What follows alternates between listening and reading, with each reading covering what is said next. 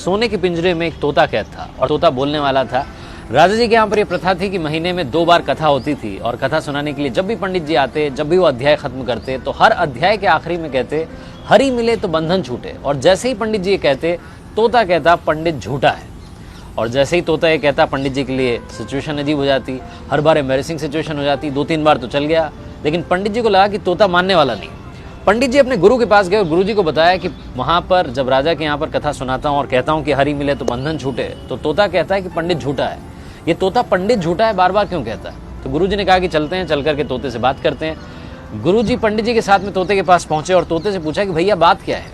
तो तोते ने बताया कि गुरु जी एक बार मैं एक ऋषि के आश्रम में पहुंचा, वहां पर मंत्रोच्चारण हो रहा था, जो उनके शिष्य थे मंत्र बोल रहे थे। मैंने एक मंत्र सुन लिया और मंत्र याद करके मैंने रिपीट कर दिया।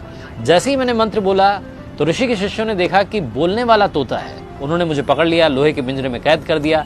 एक बार ऋषि के आश्रम में उनके एक शिष्य थे, सेठ जी, वो आए। उन्होंने मुझे देखा कि बोलने वाला तोता है, वो अपने साथ में ले गए और ले जाकर के मुझे चांदी के पिंजरे में कैद कर दिया। एक बार राजा जी के यहाँ पर दावत थी तो सेठ जी ने सोचा कि क्या गिफ्ट दिया जाए। फिर उन्हें मेरी याद आई, उन्हें लगा कि इससे महंगा कोई गिफ्ट नहीं हो सकता। वो मुझे लेकर के गए और राजा को भेंट कर दिया। रानी को मैं बड़ा पसंद आया और मुझे सोने के पिंजरे में कैद करवा दिया। कुल मिलाकर के रहा मैं पिंजरे में ही, मेरा पिंजरा नहीं छूटा। तो जब जब मैंने हरि का नाम लिया मेरा बंधन नहीं छूटा। गुरुजी ने तोते को अपने पास बुलाया और उसके कान में एक बात कही। गुरुजी पंडित जी को लेकर के वहां से चले गए। अगली सवेरे जब सुबह हुई तो राजा के सेवकों ने देखा कि पिंजरे में तोता मरा हुआ था, उल्टा पड़ा हुआ था।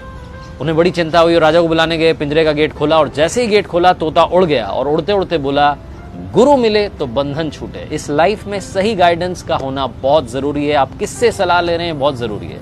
अगर आप गलत आदमी से सलाह लेते रहेंगे तो आप गलत दिशा में बढ़ते जाएंगे और आपका कुछ नहीं हो पाएगा।